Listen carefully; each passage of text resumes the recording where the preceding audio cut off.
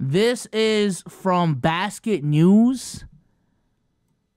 Genuinely a topic that I'm curious about. I don't know enough about overseas basketball. I don't know what the pay rates are in other leagues.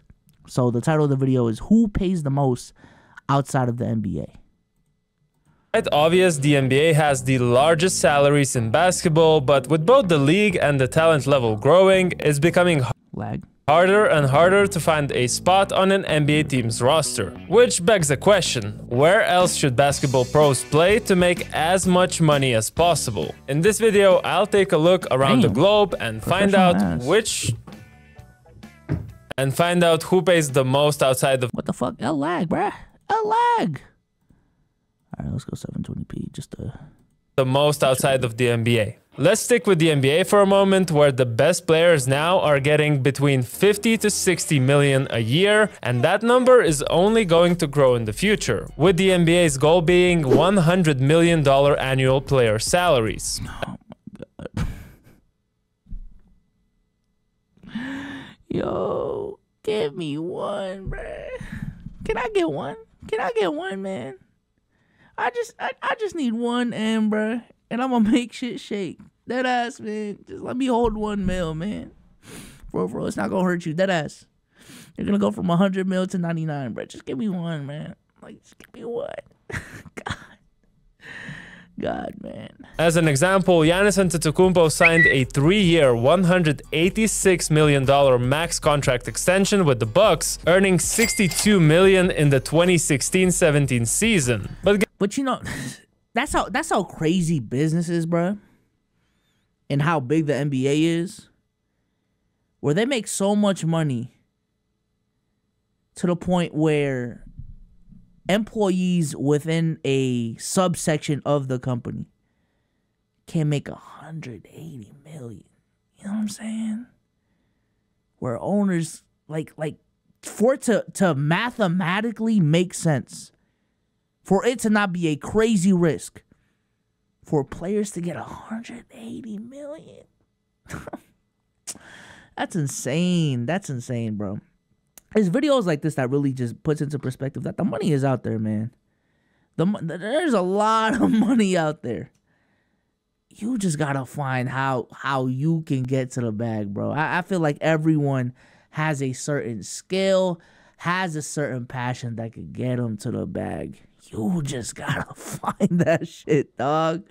I swear. Guess what? You don't need to spend a penny to get this Giannis jersey. Bro. Just make sure that you are subscribed to our channel before we hit 150,000, and we'll make sure that that jersey goes to one lucky subscriber. Anyhow, for the purposes of this video, we need to set aside the highest earners in the NBA and instead look at the fringe NBA players' salaries and how much those guys could make overseas. The minimum NBA salary is between 1 to 3 million per season, depending on the player's experience in the league. There are also two-way players who play both in the NBA and G League and make around 600k. Of course, all those numbers are before taxes, and when you take that into account, then it leaves us with around 300k. Man, even that though, bro. You're talking about a two-way player. Now, I understand it's a, for the most part, 1 year, maybe 2 year deals, right? So it's not as stable as the same 500k working for Facebook. But bro, 600k a year, and we look at these guys as scrubs, bro. You know how much work you would have to put in to make $500,000-$600,000 a year in content creation, or even in software engineering. I think 500k is meant for like staff engineers, non-entry level shit, motherfuckers that have been in the business for 5 to 6 years, from my understanding. Like, bro, that's crazy. Kratos says, hey, I found this channel that does good in-depth breakdowns of trade possibilities with the hard cap and aprons, called the Cap Guru. We're gonna have to check that out.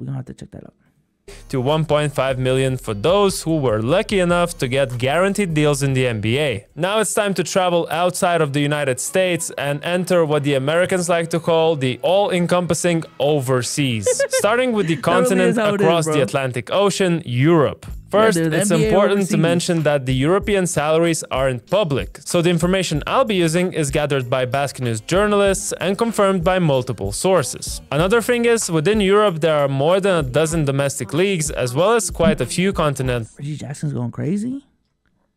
Did I just get TTS? Did I just get TTS and I missed it? Oh my god, bro. L streamer. Oh, I got $1 from Alex. I don't know if I can say his government. My bad, Joe. My bad. My bad. I missed it, man. Let's see. Reggie Jackson got 32 and 11. Oh my god. Oh my god, man. Competitions. To keep it simple, I'll be looking at the EuroLeague, the Euro Cup, and the Basketball Champions League, or BCL, since most of the domestic leagues have their top teams playing there. Now, out of those 3 leagues I just mentioned, the EuroLeague is the top one, and arguably offers the second highest salaries after the NBA. I do say arguably because at the end of the video, we'll look at a league that could potentially pay the same or even more, so stick around for that. So how much does the EuroLeague pay? Well, for the longest time, Nikola Mirotic held the largest contract in Europe, earning around $5 million after taxes while playing for FC Barcelona. But that was an exception to the rule, as for the rest of the EuroLeague stars, their net salary range was between 2 and 3 million. In the 2023 summer, things changed as Mirotic went to another team, and now Shane Larkin is the only EuroLeague player earning more than $3 million a year. Of course, securing a spot on a EuroLeague team's roster isn't a given even for former NBA players. That's why some of them look back at the second-tier European competitions like the Euro Cup or BCL. There, the top-tier talent could— Yeah, Reggie Jackson and DeAndre Jordan specifically, cooking the Clippers is funny as fuck, no cap. earn up to $600,000 after taxes. Now let's head east of Europe, but you know what? Since we're gonna have a long trip in Asia with 3 different teams there, it's time for a detour to the land down under. The Australian National Basketball League, or the NBL, has been— Yo, boo this man! Boo! Josh Kiddey. God. Boo. Australian National Basketball League, or the NBL, has been really growing rapidly in recent years and attracted quite a few NBA prospects to play there. They need a three. They need a 3-ball. They need a 3-ball. However, the increased popularity of the NBL has not yet attracted established foreign players to come over. Currently, the league is kinda serving as a destination for former Aussie NBA players to end their careers. This likely has to do with the Aussie salaries, as their best paid player Aaron Baines earns around $400,000 after taxes per season. So while Australia is attractive for its weather and the fact that it's an English-speaking country, the financial incentive does not compete with some of these other options. You know, we're traveling around the world, jumping from one continent to another, and it kind of reminds me of a platform that is helping to make today's video, NordVPN. Trust me, this wasn't just a clever transition. Content are in the world right now, you can come back home with a click of a button, at least virtually. Plan by enter recently Taiwanese T1 League, which 2020 that's been in the news for other things recently, Dwight Howard. In 2022, the 8-time NBA All-Star joined the Taiwanese T1 League, which some NBA personalities found pretty funny. Dwight Howard had to go overseas. Had to go overseas. We're seeing other, other guys. Stop it, that's Taiwan. Reportedly, Howard was getting over $1 million there, and it's not clear whether that was before. Bro, I had a layover at Taiwan when I went to the Philippines. I don't know what I was expecting, chat, but it was hot as fuck in that airport. I don't think that airport had AC, bro. But it was a nice looking airport too. It didn't look dirty. It didn't look nasty. Like some of the gates even had decorations on them. There was like a Hello Kitty themed gate, and then there was like a jungle themed gate. So they put effort. But I swear to God, bro, dude, the airport was hot as shit. Or after taxes, but in any case, this amount doesn't really reflect what other top players who aren't former NBA superstars can earn there. Also, it seems that Taiwan Leopards weren't too satisfied with this experiment, as they offered Dwight a 65% salary cut next season, which he found very disrespectful. While earning over $1 million in the Taiwanese league is something out of the ordinary, there is another Asian league where these contracts could become a reality in the near future. The Japanese B League was established in 2016 and has experienced exponential growth in a relatively short period. This growth has led to attract more and more established foreign players to the league. According to sources at Basket News, the league's founders and sponsors like Toyota are deeply committed to this project. Chat, hypothetically, if you're a player that was capable of playing overseas and you're from America, would y'all do it? Would y'all do it? Would y'all do it? I don't know. If I was in a relationship, I personally wouldn't do it. I ain't gonna lie. I'm gonna just give up the hoop dreams. But if I'm single, I probably still would do it. But being away from home to play basketball, I mean, I understand it's your job, but I don't know, man. It is a lot of money. It is a lot of money. Did I play in the NBA first? No, you did not play in the NBA first. Let's say you went to D1 college. You went to a D1 college. You declared for the draft. You went in the second round. Got cut by the team that drafted you, and now you're trying to go overseas type shit. My girl likes traveling, so I'm good. Oh, then yeah, like I do. I don't know. I'd probably still do it, especially if I was single. I'd probably still do it. Project and are planning even more significant investments, meaning bigger player salaries. But what has been the situation so far? Well, their highest earner right now is Yudai Baba. W shirt, I guess. I thought this was the Japanese league. Who came back from the G League and is getting around 700k net. Finally, we get to the Chinese Basketball Association, aka CBA, which has historically offered such big contracts, attracting many former NBA All-Stars like Tracy McGrady, Gilbert Arenas, or Stephon Marbury, to name a few. I mean, by now it's kind of a meme that a player who's struggling in the NBA is packing his bags to China. Guangdong Tigers. Ni hao!